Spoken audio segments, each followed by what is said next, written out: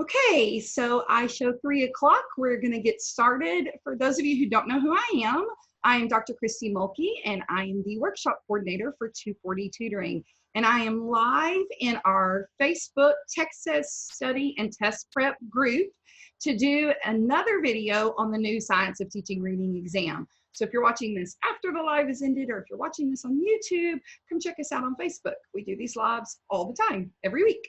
And so we're going to jump right in and work on this Science of Teaching Reading exam. And let's get started. I'm going to share my screen with you just so it's easy to follow along. Make sure all of that's working.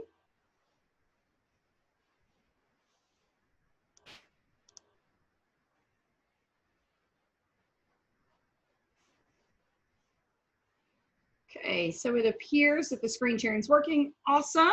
We're going to go ahead and start again. Today we are looking at the Science of Teaching Reading exam, and we're going to look specifically at competencies 9 and 12. Now, the reason we're doing this is because in the released questions, they cluster some of the questions together with the same prompt.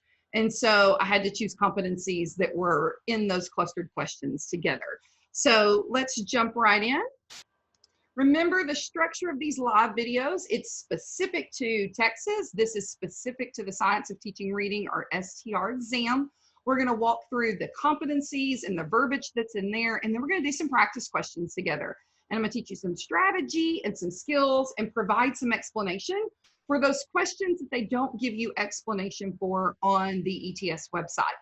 Now, this is week 5 of 7 videos. So if you missed the first 4 weeks, I would highly suggest you go back and check those out. You can find them right here in our Facebook group. Just scroll and look for those videos, or you can go to the media and click on the videos link, and you can see all the live videos there. We did an overview video, which talks about the overall structure of the exam and what to expect. And then we've done competencies 1 and 3, 2 and 6. Last week we did 4, 5, 7, and 8. This week we're doing 9 and 12. Next week I'm actually going to be traveling out of town for work, so we won't be live, but I'll be back with you the next week to finish up competencies 10 and 11. And at the very end of October, we're going to go through that CRQ sample. So if you've missed some previous videos, go back and check those out and stick with us for a few more weeks to see all of them. Now, if we're talking about the framework of the STR exam, this is a 5-hour exam, and you get 90 selected response questions, which basically just means multiple choice, and 1 constructed response question where you have to write an essay. We are going to be looking at the selected response today. Now, if you go to this website right here, you will find all of the preparation manual for the STR exam. In that preparation manual, there will be a framework and overview. You'll see all the domains and competencies with their descriptive statements, and you'll see practice questions. There are 25 that give you the rationales. They have the rationales with them, and that includes some sample clustered questions. But then there are 25 more without the rationales. That's where I'm here to help you, is we're actually working through the 25 that do not have the rationales. So if you've already done the 25 in the preparation manual and you've worked through those with the rationales, and then you got to the ones without, and you're like, oh, I don't know why this answer is correct or why this answer is incorrect, then that's what these videos are for, to help you get through those questions. Now, let's look at the competencies first. Competency 9 is under vocabulary development. And if you want to understand this color coding I have going here, go back and watch that first video in the overview where I really break down the competencies. But our verbs are understand and demonstrate knowledge of, and everything related to vocabulary development. The same verbs exist down here, except we are talking about comprehension of informational text, so those nonfiction texts. So that's what we're going to be looking at today: vocabulary development and informational text. Now we're going to start by just showing you this really small graphic that I don't expect you to actually be able to read on your screen. But what I want to point out to you is that in the manual, and I'm going to change my pen color here just so it's a little bit easier to see. In the preparation manual, you will see the competency. It's right there. But then it also breaks this down into descriptive statements. I have always recommended to students taking a TExES exam that you read the descriptive statements with the competencies. There's so much good information in here. It will help you identify skills, content, and vocabulary you don't know. So when you read through these, if you come across a word you don't know or a skill or content piece that you're unfamiliar with, then that highlights some things for you that you know are going to appear on the exam that you're going to need to go back and study. So it exists for competency 9 and for competency 12. Take the time to go through and read these. It's very beneficial. Now let's jump right into some practice questions. Now this first one and the next one to follow are an example of a clustered question. So they're both using this prompt. Now forgive how crazy this looks on the screen. I was trying to get it all on the screen for you at one time.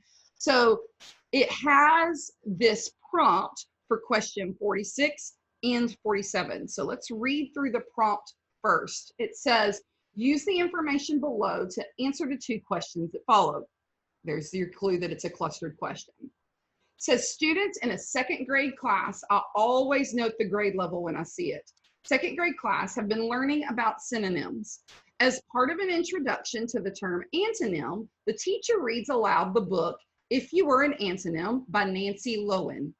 In this book, the author explains that an antonym is and what an antonym is and provides many examples of different types of antonyms. After discussing the book with the students, the teacher models how to create a semantic map of the words synonyms and antonyms using a simple 2-column format. The teacher writes the word cold at the top of the chart and prompts students to generate words for each column. The teacher encourages the students to think of words from the book the teacher just read aloud, as well as from other books the students have recently read in class. An excerpt from their completed chart is shown below. So you can see that target word, cold, and then we have our synonyms, chilly, freezing, frosty, and antonyms, hot, burning, fiery. Afterward, the teacher supports students in generating similar semantic charts for the vocabulary words that they are studying as part of their current weekly word study. Now, our question. This type of activity benefits students' vocabulary development most directly by. So I'm going to note vocabulary development. That's what we're trying to look for. Most directly by A, enhancing their ability to engage in self-sustained reading of texts that contain challenging words. B, promoting their understanding of the relationships between words. C, facilitating their ability to distinguish between a word's denotative and connotative meanings. D, helping them analyze an author's craft with respect to word choice. Now, let's find the answer choices that directly impact vocabulary development, because that's what it's asking us for.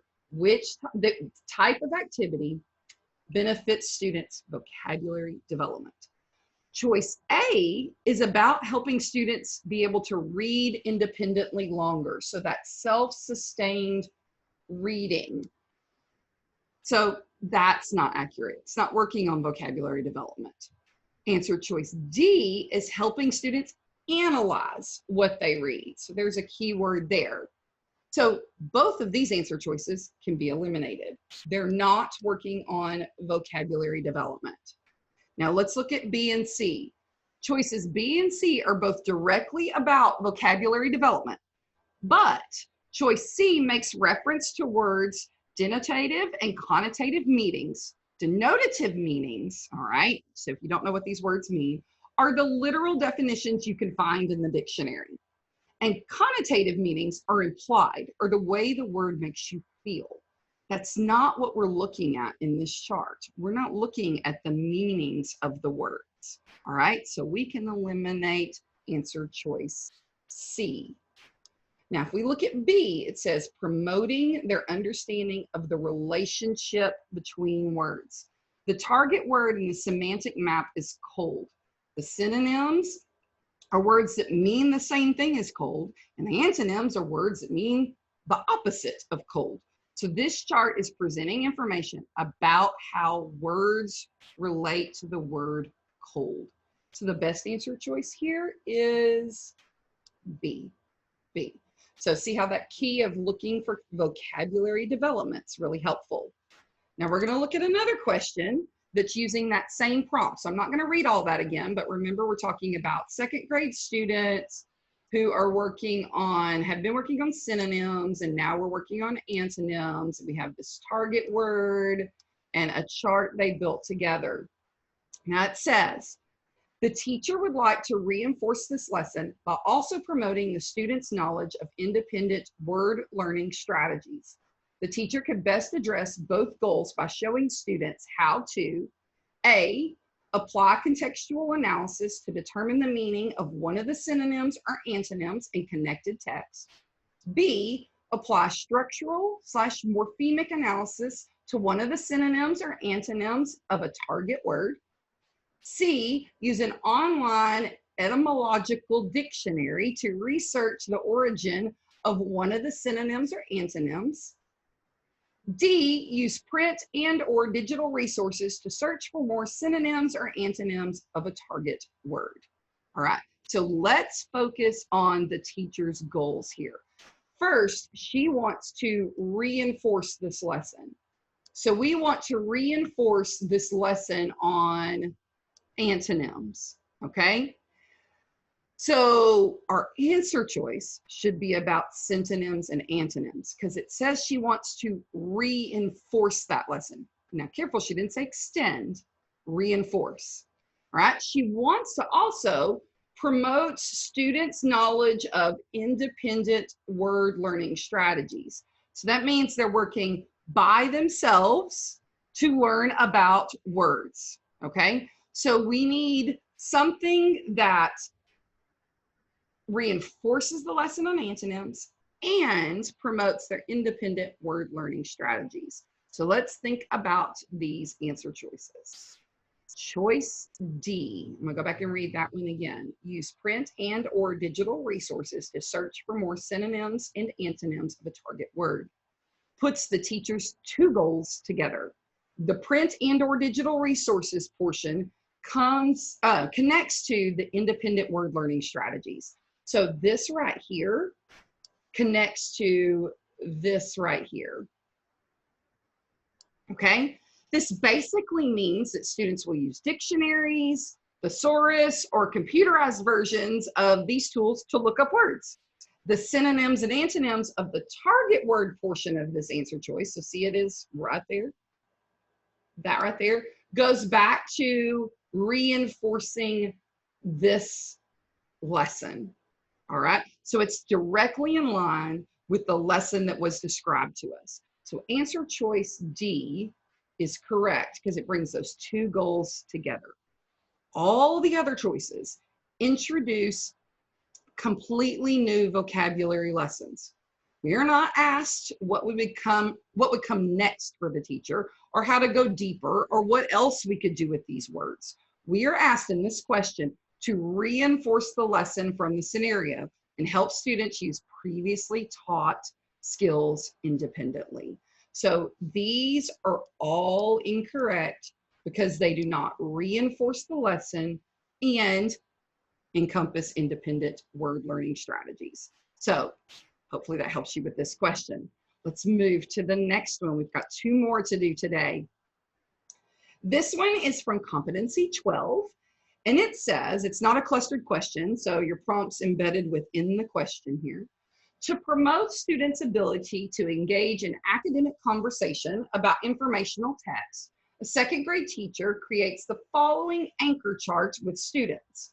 The teacher posts it in the classroom and supports students in using it during discussions. And on that anchor chart, she has written, for example, the author said, according to the author, from the reading, I know that on page blank, the author says, for instance, and because, so they're question prompts or leads, okay? The list of phrases is best designed to scaffold students' ability to apply which of the following skills during text-based discussions about informational text.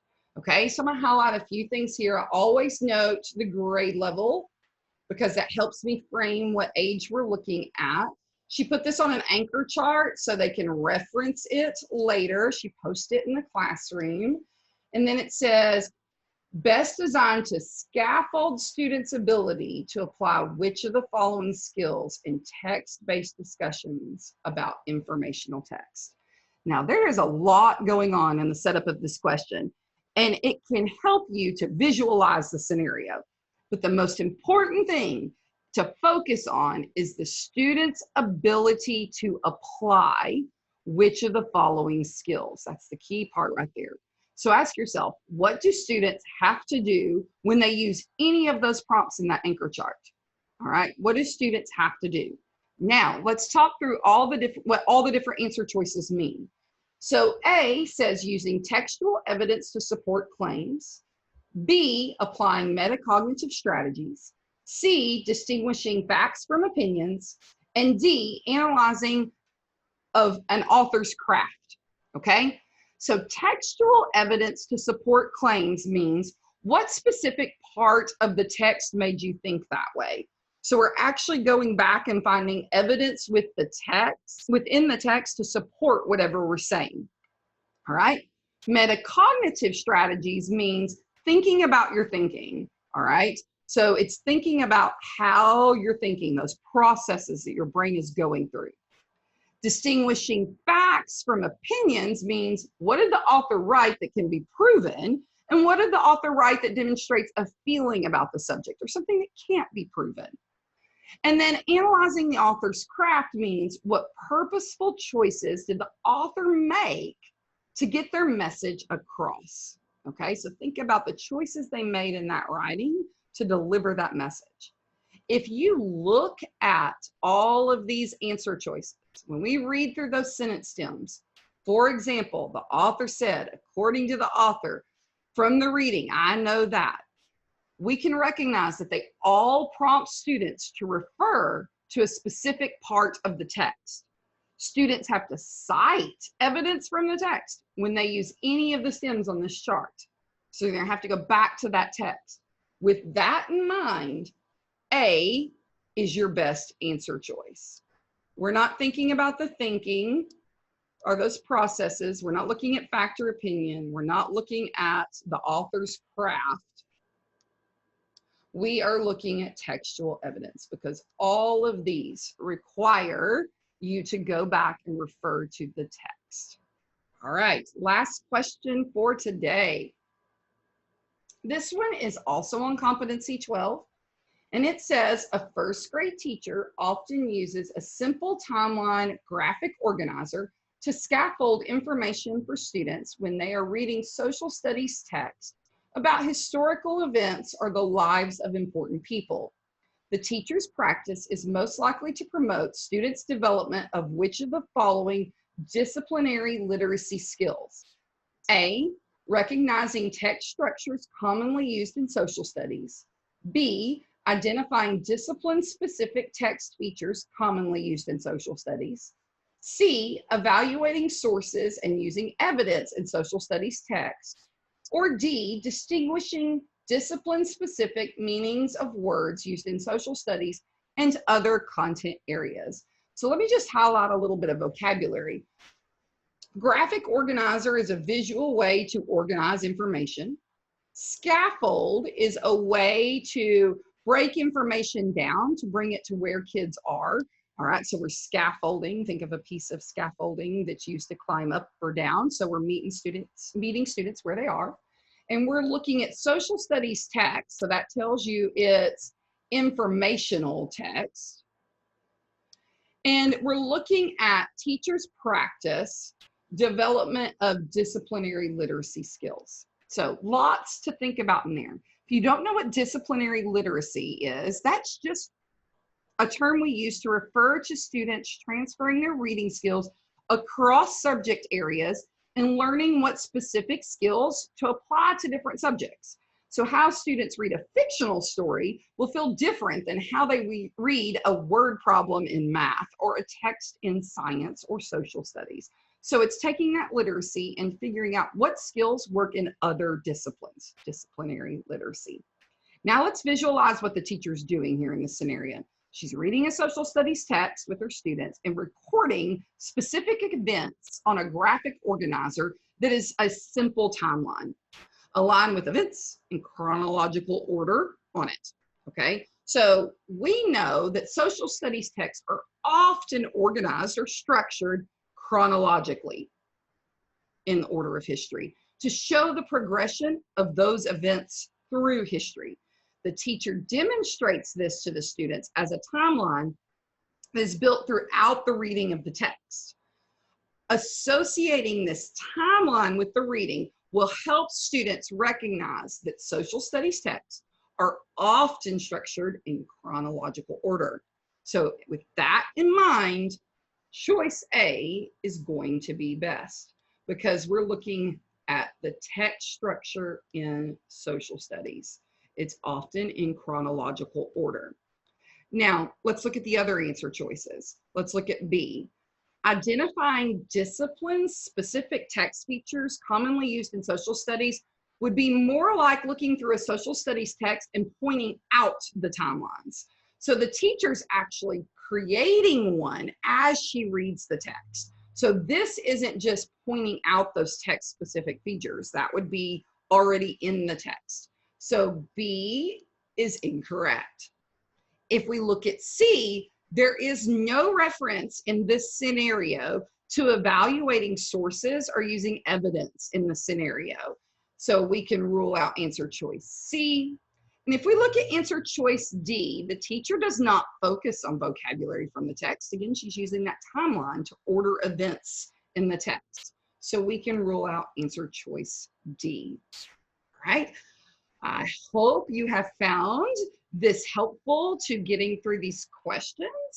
I want to give you just a few tips. If you've seen these videos before, you have heard these tips, but I'm going to keep saying them because they're so important. As you prepare for this test, remember, you need to understand the test format. If you have not watched that overview video I did early September, please go back and watch that so you understand the structure of this test. We at 240 Tutoring are recommending 1 hour. You set that aside for the CRQ and then spend your other remaining little under 4 hours for your selected response or multiple choice questions. So there you're going to have to practice pacing yourself for those multiple choice questions so you don't get bogged down. You need to know the research and you need to know the pedagogy. Notice all of these questions are in scenarios for teaching. You actually have to understand the teaching that goes with the content and skills related to reading. All right, so you're gonna have to apply what you know in a scenario. So you have to be prepared for that. Find your resources, professors, textbooks, other test preparation resources like 240 Tutoring. We already have a study guide in place for the STR exam. So if you're preparing for that, check us out. And develop a study plan. You're gonna need to take some kind of diagnostic test. We offer one for free. Free! It's free, guys. We all love free stuff, right? On our 240 Tutoring webpage, you can go there, take a free diagnostic test, and see where you are. See where your strengths are in relation to these competencies and where your weaknesses are. And then you can use that data to develop a strategic study plan. You're going to have to dedicate some time to preparing and studying for this exam. Now, for more information on our study guides, check us out at 240tutoring.com/study guides. We have an in-depth, thorough study guide going through every competency, preparing you with what you need to know for this exam. If you want to check out our free resources, 240tutoring.com/resources, that is where you will find the free diagnostic exam and a whole bunch of other resources that will help you in your preparation for this and other exams. Of course, check us out on Facebook. We have a TExES study and test prep group. That's where I'm live today. So if you're watching this on YouTube, head on over to Facebook and join our group. You will see a lot of things that are specific to TExES exam preparation. And then of course we have a YouTube channel. I suggest you check that out with all the videos we've created to help you best prepare for your exam. Now, I hope you found this helpful, and I hope you feel a little bit more prepared for your Science of Teaching Reading exam. I'm so glad you joined me today, and I hope you will. I will see you again in 2 weeks for our next video. Again, I'm Dr. Christy Mulkey with 240 Tutoring.